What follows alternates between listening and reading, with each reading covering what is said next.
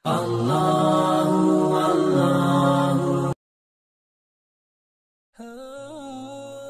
yakin kita sekarang berada di hadis Nabi Sallallahu Alaihi Wasallam. Kata Nabi Sallallahu Alaihi Wasallam, "Yushaku an tada' alaikumul umam, kama tada' al-akalatu ila qas'atiha." Nanti akan datang satu zaman di mana umat-umat ini non Muslim atau orang yang mengaku Islam tapi sebenarnya bukan orang Islam akan mengeroyoki kalian sebagaimana belatung atau ulat memanggil teman-temannya untuk mengeroyoki makanan di nampan. Kata para sahabat, "Ya Rasulullah, amin killatin nahnu yawma idzin?" Wahai Rasulullah, dulu kami pada saat itu atau nanti pada saat itu, apakah kami jumlahnya sedikit? Kenapa sahabat bilang seperti itu? Karena sahabat selalu sudah terbiasa dengan janji Allah bahwasanya orang kalau berperang, orang kalau beriman, pasti Allah SWT menyebutkan dalam banyak Al-Quran, wa haqqan alaina nasrul mu'minin, kami pasti memberikan kemenangan kepada orang-orang yang beriman, wal akibatu littaqwa, pasti kesudahan itu kemenangan terakhir untuk orang-orang yang bertakwa, nggak ada yang lain. Mereka sangat yakin dengan itu. Sementara jumlah sahabat sangat sedikit waktu itu dibandingkan jumlah orang-orang kafir. Kita tahu di perang Badar jumlah sahabat 314 orang dengan Nabi SAW, masukan musuh 1000. Di perang Uhud jumlah mereka 700. Ada 300 sebenarnya bertambah tapi orang munafik jadi 1000, tapi 300 ini juga berkhianat pulang. Sisa 700 melawan 3000. Dengan jumlah selalu lebih sedikit kaum muslimin, tapi kemenangan demi kemenangan Allah kasih. Maka para sahabat bingung, "Ya Rasulullah, apakah waktu itu jumlah kami sedikit sehingga kami enak saja dikeroyokin oleh orang-orang?" Kata Nabi SAW, "Bal antum kathir walakinnakum gusa'u gusa'is sail." Kalian banyak waktu itu. 7,2 miliar sekarang umat manusia di muka bumi ini, 7,3 miliar jumlahnya.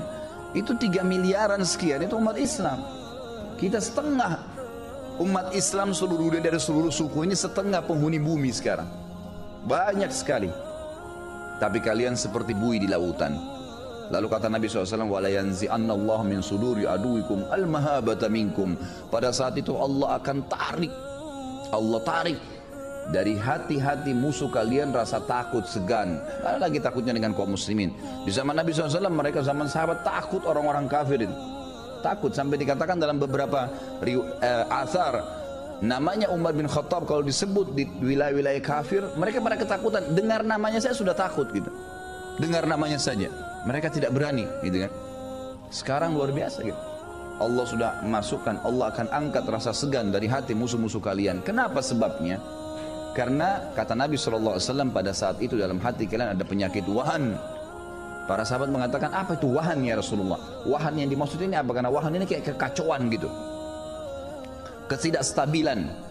Kata Nabi SAW, "Hubbud dunya wa karahiyatil maut." Pada saat itu kalian sangat cinta dengan dunia dan kalian takut kematian. Riwayat lain dikatakan, "Hubbud dunya wa karahiyatil jihad." Kalian sudah takut mati, ya, kalian cinta dunia dan kalian benci, tidak suka dengan jihad. Sekarang umat Islam, banyak orang di antara kita sibuk dengan apa? Pendapatan saya apa? Bagaimana saya hidupin keluarga dan anak saya. Titik. Cukup itu. Gajinya berapa? Bayar listrik cukup, transportasi cukup, sudah. Mau tetangganya sakit muslim, mau ada masalah sedang dihadapin, diam. Nggak ada urusan. Depan mata kita sekarang ini, setiap negara Islam, pemimpin Islam, setiap ulama kaum muslimin, gitu kan, kecuali sebagian kecil, umumnya kaum muslimin nafsi-nafsi semua. Yang penting dia aman, selesai. Mau yang lain kena, Jogja kena banjir, gempa, kena gempa longsor, kemudian waktu kemarin tsunami. Berapa banyak sih dari jumlah umat Islam ini yang menyumbang? Berapa banyak sumbangan yang masuk dibandingkan dengan jumlah umat Islam waktu itu? Kalau kita hitung persentasenya yang bantu pada saat tsunami terjadi, kemudian di Jogja, banyak yang terjadi masalah di Indonesia, memang ada yang membantu. Kalau diakumulasi total harta atau uang yang terkumpul itu hanya mungkin 2-3% dari jumlah umat manusia, umat Islam di Indonesia. Mana yang 98% nih? Mana yang 97%? Mereka melakukan peduli terhadap umat Islam? Sama sekali. Gitu kan? Jadi nggak ada. Betul pada saat ini memang kita sangat cinta dengan dunia, pusing dengan itu saja, terus saja, dan juga benci dengan jihad, takut mati. Ya, kalau sakit siap mengeluarkan uang banyak. Nanti Datang asuransi mengatakan nanti Anda rawat nginap, dikasih gratis sekian, boleh nginap 15 juta, ketakutan bayar 1 juta. Subhanallah, pernah nggak 1 juta infakkan untuk bantu orang sehingga kita bisa panen di akhirat? Dia lebih takut untuk dirinya sendiri. Bayar 1 juta karena takut nanti rawat nginap, padahal sampai 5 tahun tidak pernah rawat nginap. Kenapa nggak takut dengan dirinya kalau mati nanti? Ya, dia tidak bisa diselamatkan karena nggak ada ibadahnya. Bagaimana kita tahu 1 juta yang kita kasih daripada ke asuransi, lebih baik kita kasih ke jalan Allah yang menyelamatkan kita di akhirat nanti. Coba pikir ke poin itu, ikhwan akhwat sekalian. Jangan terus berputar-putar di masalah dunia yang tidak selesai-selesai ini. Rutinitas kita nanti akan ada akhirnya.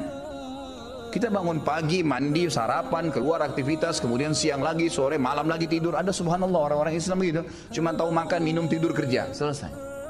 Dari sisi lain, saudara-saudara kita di Myanmar sekarang, di Burma, Rohingya yang kita tahu, luar biasa. Saya lihat gambarnya nggak masuk di akal saya, ikhwah sekalian. Ada manusia seperti mereka ini luar biasa. Ini teroris yang sebenarnya ini, bukan orang yang berjenggot, bukan orang yang sholat di masjid, bukan yang dahinya hitam. Ini teroris nih, bisa subhanallah membakar anak kecil. Saya lihat gambarnya sendiri, anak kecil diikat di satu kayu yang panjang. Kemudian ada satu orang Buddha dipegang dari sebelah sana, sebelah sini satu, terus dibakar, dipanggang kayak bakar kambing. Manusia loh ini, anak kecil lagi. Sedangkan seorang militan saja, prajurit perang, kalau ditangkap, kemudian mau disiksa, mungkin tidak ada penyiksaan di dunia terjadi pernah dipanggang seperti kambing begitu. Anak kecil, perempuan digantung, dibuat traumatis hanya alasan karena mereka Islam. Satu rumpun loh ini ya, warna kulitnya sama, paras wajahnya mereka sama, bahasa mereka sama. Itu saja sudah cukup sebenarnya membuat mereka tidak buat macam-macam. Dan statement internasionalnya, Presiden Myanmar mengatakan apa? Kami tidak ingin Myanmar seperti Indonesia. Kenapa Indonesia? Karena pada saat umat Islam menjadi banyak, mereka akhirnya mendominasi. Memang selama ini kenapa kalau Indonesia didominasi orang Islam? Pernah nggak ada Presiden Indonesia dari Soekarno sampai sekarang yang kita tahunya Islam walaupun mereka kebanyakan nasionalis? Pernah nggak ada yang menyiksa orang kafir? Bahkan orang Islam yang kadang-kadang masih ada yang di nomor 2 kan, gitu kan? Tidak ada masalah dengan umat Islam pada saat memimpin sebenarnya. Jadi seakan-akan simbol ini mau perang agama, mereka tidak takut sama sekali. Negara Myanmar itu kecil. Saya kadang-kadang bercanda di pengajian saya, kalau orang Indonesia, tidak usah Indonesia, orang Jawa Barat datang ke sana meludah tenggelam tuh. Tapi berani hilang rasa takut kepada umat Islam, nggak ada. Seperti yang Nabi SAW katakan, karena kita betul-betul sudah tidak peduli dengan agama ini.